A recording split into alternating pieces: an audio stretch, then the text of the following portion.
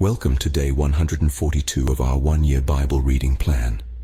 Today we'll read Nehemiah chapters 4 through 7. Before you begin, remember that it helps to establish a daily reading time. Begin with a short prayer, asking the Holy Spirit for wisdom and understanding. Always read for understanding and to hear from God, not just to finish today's reading. Please like, subscribe, and share this video to bless someone else. Now let's begin. Nehemiah chapter 4 verse 1. When Sanballat heard that we were rebuilding the wall, he became angry and was greatly incensed. He ridiculed the Jews, and in the presence of his associates and the army of Samaria he said, "What are those feeble Jews doing? Will they restore their wall? Will they offer sacrifices? Will they finish in a day?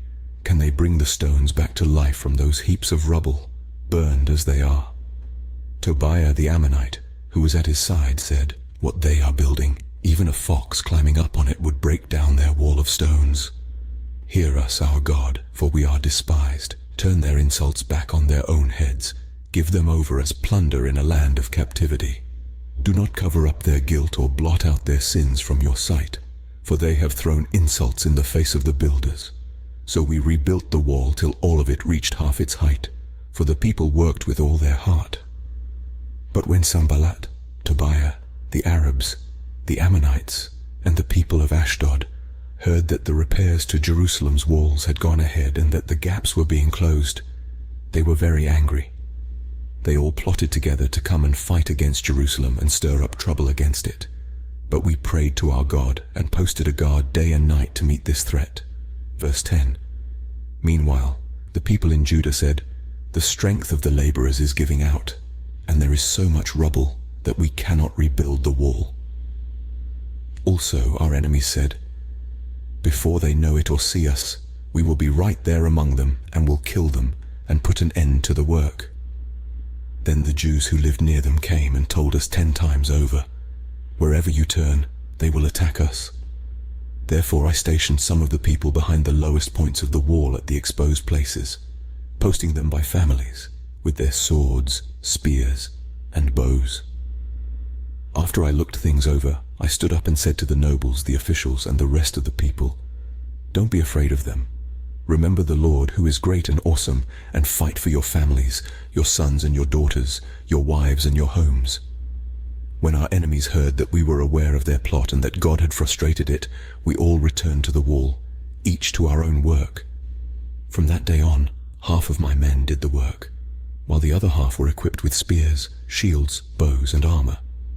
The officers posted themselves behind all the people of Judah who were building the wall. Those who carried materials did their work with one hand and held a weapon in the other, and each of the builders wore his sword at his side as he worked. But the man who sounded the trumpet stayed with me. Then I said to the nobles, the officials, and the rest of the people, "The work is extensive and spread out, and we are widely separated from each other along the wall." Verse 20. "Wherever you hear the sound of the trumpet, join us there. Our God will fight for us." So we continued the work with half the men holding spears, from the first light of dawn till the stars came out. At that time, I also said to the people, "Have every man and his helper stay inside Jerusalem at night, so they can serve us as guards by night and as workers by day." Neither I nor my brothers nor my men nor the guards with me took off our clothes. Each had his weapon, even when he went for water. Nehemiah chapter 5, verse 1. Now the men and their wives raised a great outcry against their fellow Jews. Some were saying, "We and our sons and daughters are numerous. In order for us to eat and stay alive, we must get grain." Others were saying, "We are mortgaging our fields, our vineyards, and our homes to get grain during the famine." Still others were saying, "We have had to borrow money to pay the king's tax on our fields and vineyards, although we are of the same flesh and blood as our fellow Jews. And though our children are as good as theirs, yet we have to subject our sons and daughters to slavery. Some of our daughters have already been enslaved, but we are powerless because our fields and our vineyards belong to others." When I heard their outcry and these charges, I was very angry. I pondered them in my mind and then accused the nobles and officials. I told them, "You are charging your own people interest." So I called together a large meeting to deal with them and said, "As far as possible, We have bought back our fellow Jews who were sold to the Gentiles. Now you are selling your own people, only for them to be sold back to us." They kept quiet, because they could find nothing to say. So I continued, "What you are doing is not right. Shouldn't you walk in the fear of our God to avoid the reproach of our Gentile enemies?" Verse 10. "I and my brothers and my men are also lending the people money and grain. But let us stop charging interest. Give back to them immediately their fields, vineyards, olive groves and houses, and also the interest you are charging them, 1% of the money, grain, new wine and olive oil." "We will give it back," they said, "and we will not demand anything more from them. We will do as you say." Then I summoned the priests and made the nobles and officials take an oath to do what they had promised. I also shook out the folds of my robe and said, "In this way may God shake out of their house and possessions anyone who does not keep this promise. So may such a person be shaken out and emptied." At this the whole assembly said, "Amen," and praised the Lord. And the people did as they had promised. Moreover, from the 20th year of King Artaxerxes, when I was appointed to be their governor in the land of Judah, until his 32nd year, 12 years, neither I nor my brothers ate the food allotted to the governor. But the earlier governors, those preceding me, placed a heavy burden on the people and took 40 shekels of silver from them, in addition to food and wine. Their assistants also lorded it over the people. But out of reverence for God, I did not act like that. Instead, I devoted myself to the work on this wall. All my men were assembled there for the work. We did not acquire any land. Furthermore, 150 Jews and officials ate at my table, as well as those who came to us from the surrounding nations. Each day 1 ox, 6 choice sheep, and some poultry were prepared for me, and every 10 days an abundant supply of wine of all kinds. In spite of all this, I never demanded the food allotted to the governor, because the demands were heavy on these people. Remember me with favor, my God, for all I have done for these people. Nehemiah chapter 6, verse 1.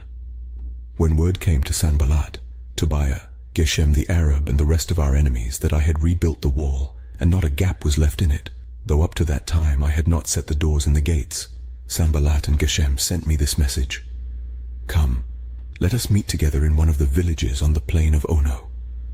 But they were scheming to harm me, so I sent messengers to them with this reply: "I am carrying on a great project and cannot go down. Why should the work stop while I leave it and go down to you?" 4 times they sent me the same message, and each time I gave them the same answer. Then the 5th time, Sanballat sent his aide to me with the same message, and in his hand was an unsealed letter, in which was written, "It is reported among the nations, and Geshem says it is true, that you and the Jews are plotting to revolt, and therefore you are building the wall. Moreover, according to these reports, you are about to become their king, and have even appointed prophets to make this proclamation about you in Jerusalem: there is a king in Judah. Now this report will get back to the king, so come, let us meet together."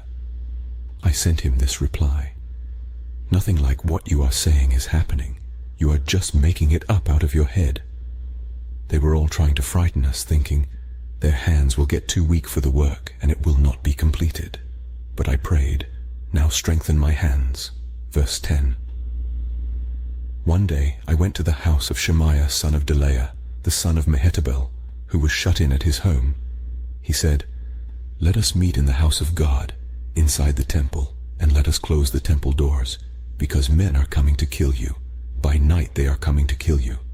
But I said, "Should a man like me run away, or should someone like me go into the temple to save his life?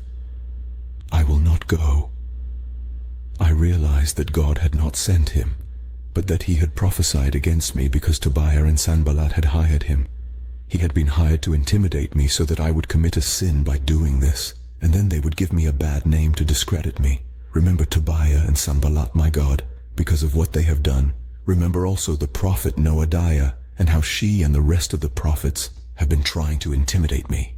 So the wall was completed on the 25th of Elul in 52 days. When all our enemies heard about this, all the surrounding nations were afraid and lost their self-confidence, because they realized that this work had been done with the help of our God. Also, in those days the nobles of Judah were sending many letters to Tobiah, and replies from Tobiah kept coming to them. For many in Judah were under oath to him, since he was son-in-law to Shechaniah son of Ara, and his son Jehohanan had married the daughter of Meshullam son of Berechiah. Moreover, they kept reporting to me his good deeds, and then telling him what I said. And Tobiah sent letters to intimidate me. Nehemiah chapter 7, verse 1. After the wall had been rebuilt and I had set the doors in place, the gatekeepers, the musicians, and the Levites were appointed. I put in charge of Jerusalem my brother Hanani, along with Hananiah the commander of the citadel, because he was a man of integrity and feared God more than most people do.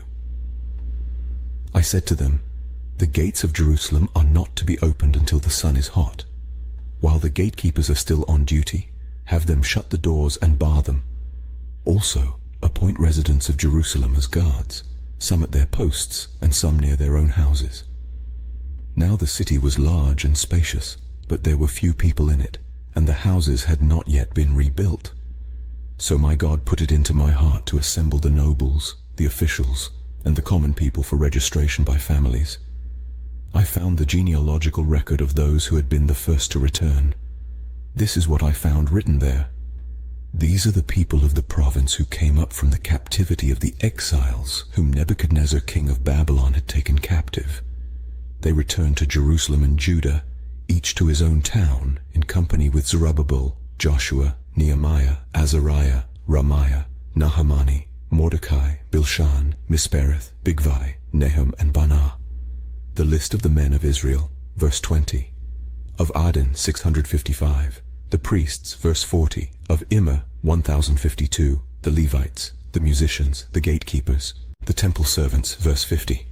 Reiah, Rezin, Nekoda, the descendants of the servants of Solomon, verse 60. The temple servants and the descendants of the servants of Solomon, 392. The following came up from the towns of Tel Melah, Tel Harsha, Kerub, Adon, and Immer, but they could not show that their families were descended from Israel, the descendants of Deliah, Tobiah, and Nekoda, 642, and from among the priests, the descendants of Hobiah, Hakkoz, and Barzillai, a man who had married a daughter of Barzillai the Gileadite, and was called by that name. These searched for their family records, but they could not find them, and so were excluded from the priesthood as unclean. The governor, therefore, ordered them not to eat any of the most sacred food until there should be a priest ministering with the Urim and Thummim. The whole company numbered 42,360, besides their 7,337 male and female slaves. And they also had 245 male and female singers. There were 736 horses, 245 mules, 435 camels, and 6,720 donkeys. Verse 70. Some of the heads of the families contributed to the work. The governor gave to the treasury 1,000 darics of gold, 50 bowls, and 530 garments for priests. Some of the heads of the families gave to the treasury for the work 20,000 darics of gold and 2,200 minas of silver.